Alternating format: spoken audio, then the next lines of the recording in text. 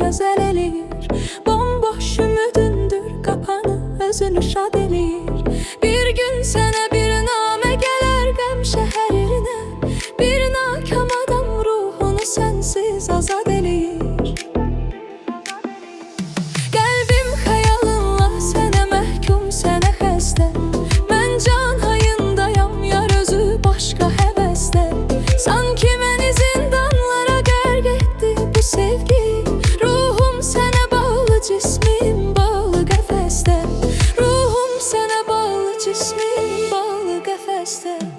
Nə tez gəldi, keçdi, getdi zaman bilmədim. Heyf tez böyüdüm, uşaqlığımı itirdim.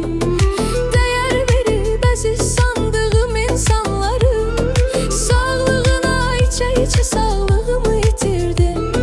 Sağlığına içə-içə sağlığımı itirdim.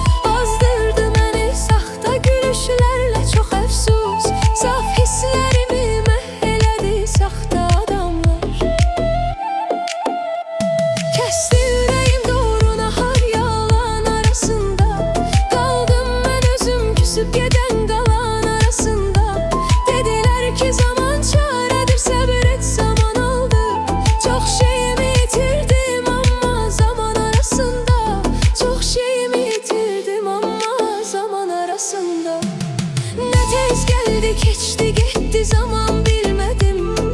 Heyf tez böyüdüm, uşaqlığımı itirdim. Dəyər verib əziz sandığım insanların sağlığına içə-içə sağlığımı itirdim. Sağlığına içə-içə sağlığımı itirdim.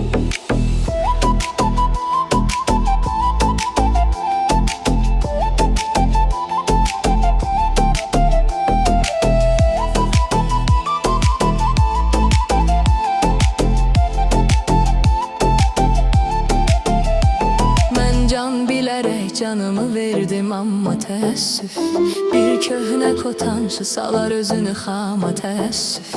Kaş ki mən ürək dediyimin ürəyini bilərdim. Heç açmadı ismimə, ürəyimə damı təəssüf. Bir tərəfli düşünən özü hər tərəfini itirdi. Yanlış nişan aldı, yolu səhv hədəfini itirdi. Mən şərəfinə içdim